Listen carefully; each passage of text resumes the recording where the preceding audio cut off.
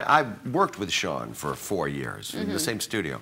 This is the guy that told me when he was, giving out incorrect information, and I showed him written in black and white from legitimate, reliable news sources that what he was saying was incorrect. Sean said, "Hey, keep that stuff away from me. I don't want to see anything that doesn't support my argument."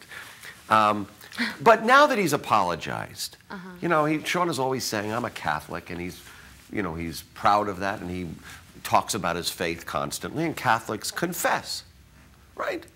Which is almost like an apology. I've made a mistake. I committed a sin, Father, please, and the priest will tell you, do this, and then you'll be forgiven, right? I'm not a Catholic, but that's pretty much it. So maybe, because this is the first time he's ever apologized, maybe this will be the beginning of a new trend. Now, you may remember Abner Louima. Abner Louima was a guy who suffered at the hands of a brutal policeman who shoved a police baton inside of him and created horrific injuries. He didn't get to appear on Oprah, with a veil over his asshole. And she'd go, "Look at this, folks! Here it is! Oh, my God!" That would have been a ratings triumph for Oprah. But, when all this happened, Sean Hannity, stop it, Rob. Sean Hannity called him lying Louima, said his rectum was perforated because he was a homosexual and he had had rough sex. Of course, police officer Volpe, who later confessed and was sent to prison for this outrageous act of brutality. Sean Hannity never apologized, never said, "I'm sorry that I misinformed you and I was wrong." Sean, do you have anything to say now? We apologize. Oh, that's good. How about before the war in Iraq, when he told his listeners, and I was right there, and he'd say over and over again, "We're going to go into Iraq, and we're going to find so much WMD, it's going to make your head swim. This evidence is clear-cut. Mohammed Atta went off to Prague and met with Iraqi intelligence. There's connections between them and 9/11. There's a terrorist training camp, an Al-Qaeda camp that's there in Salman Pak. We got there, and we couldn't even find a stink bomb." Sean, do you have anything you want to say about that now? We apologize. Oh, well, that's good. That's good that you're doing that. Then after we didn't find anything. We apologize. After we didn't find anything, Sean Hannity told everybody, "Hey, we did find it. We did find it." The UN had, because at one time Saddam did have mustard gas, and he did have, some chemical weapons, and he did have a biological weapon development at one time, Of course, all of these things had stopped. He had really no nuclear capability and wasn't close to it at all. But Sean Hannity told everybody, "Hey, don't worry, we found it. Let's rewrite the history books." Of course, we didn't find it. Sean, do you have anything to say about that now? We apologize. Oh, that's good. I'm glad that you finally did that. How about Terry Schiavo, when he told us that Terry Schiavo was smiling at her parents and that she was responding to them, and his guests that he agreed with said she was eating puddings, and that there was still some cognitive life going on in this woman. They performed the autopsy.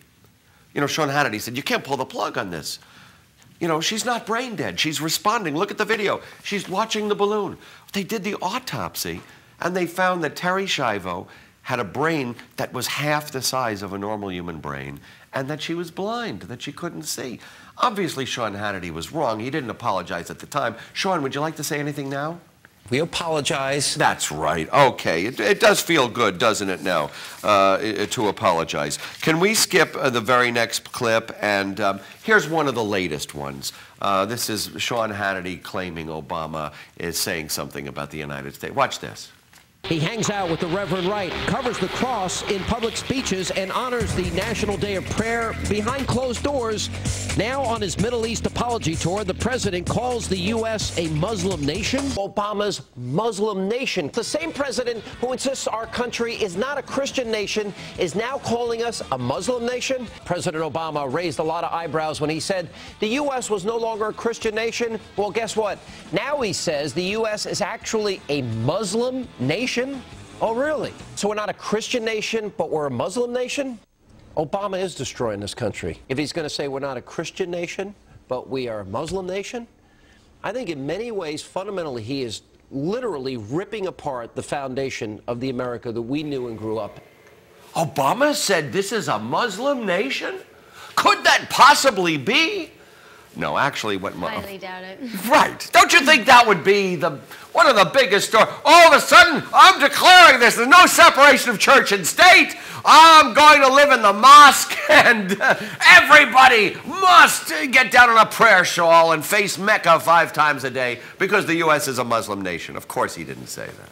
What he said is that there are enough Muslims living in America. You know, there are more Muslims living in America than there are in some moderate-sized Muslim nations. He didn't say that America is a Muslim nation. Of course he didn't say that, Sean. Sean, now that you've started, is there anything you'd like to say? We apologize. Yes. Well, finally. Finally. Do you feel better now that he's apologized? Do I feel better? Yeah. No, not really, because it will just go on and on and on, and there are people out there who didn't apologize. And there were people out there who will be like, listen, you know, people will mistake nuttiness for integrity when they look at Lou Dobbs. He quit his job because they wouldn't allow him to alert the American people that Obama is an illegal alien born in Mombasa.